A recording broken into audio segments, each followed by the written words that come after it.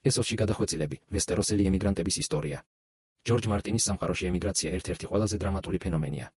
როდესაც ვესტეროსში ცხოვრება ომების, პოლიტიკური დევნისა თუ კანონის შიშის გამო გაუსაძლისი ხდებოდა, ლორდებიდან დაწყებული, უბრალო გლეხებით დასრულებული, ყველასთვის ერთადერთი მეტად ვიწრო ზღვის ნეროსი, გადაცურვა და ესოსის თავისუფალ ქალაქებში გაქცევა რჩებოდა.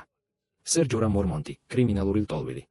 ჯორამ მორმონტი ტიპური კრიმინალური ლტოლვილის მაგალითია, რომელიც ედარდ სტარკის სასიკვდილო განაჩენს მონათვაჭრობის გამო გაექცა. ყველაფრის დაკარგვის შემდეგ მან თავის გადასარჩენად ესოსში საკუთარი სამხედრო ნიჭის გაკიდვა დაიწყო და დაქირავებული მებრძოლი, სელსვორდ გახდა. ჯორამ ცხუნვარე მზეზეც კი ვესტეროსულ ფოლადის აბჯარს ატარებდა, რაც მის კულტურულ იზოლაციაზე მიუთითებდა. სამშობლოს მონატრება მის იქამდეც კი მიიყვანა, რომ მეფე რობერტ ბარათეონის ჯაშუშობას დასთანხმდა, ოღონდ სახლში დაბრუნების უფლება მიეღო. დენერის და ვიზერის ტარგარიანები, სამეფო ემიგრაცია.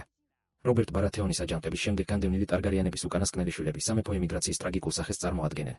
მათი ბავშვობა მუდმივშიშსა და არასტაბილურობაში გავიდა, ისინი ერთი ქალაქიდან მეორეში გარბოდნენ და მდიდარი მაგნატების მოწყალებაზე ცხოვრობდნენ. ამის გამო ვიზერის მამათხოვარი მეფის The Beggar King ზედმეტ სახელიც კი მიიღო. ამ დამამცირებელმა ცხოვრებამ ის საბოლოოდ გააგიჟა, მაშინ როცა დენერისმა უცხოენებისა და კულტურების შესწავლით ესოსი საკუთარი ძალის მოკრების სივრცე დააქცია. ოქროს ასეული ორგანიზებული არმია უცხოეთში. ყველაზე მასშტაბური ემიგრაციული ფენომენი ოქროს ასეულია The Golden Company. ბლეკფაიერების აჯანყების მარცხის შემდეგ, ათასობით განდევნილი ვესტეროსელი რაინდი ესოსში მათხოვრობისთვის იყო განწირული.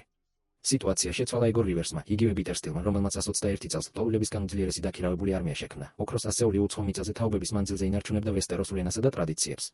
მათ ჰქონდათ წმინდა ფიცი, ყოველი დაღუპული კაპიტნის ოქროთი დაფარული თავის ქალა სამშობლოს მიწაში უნდა დაემარხათ, როდესაც ვესტეროსს დაიპყრობდნენ.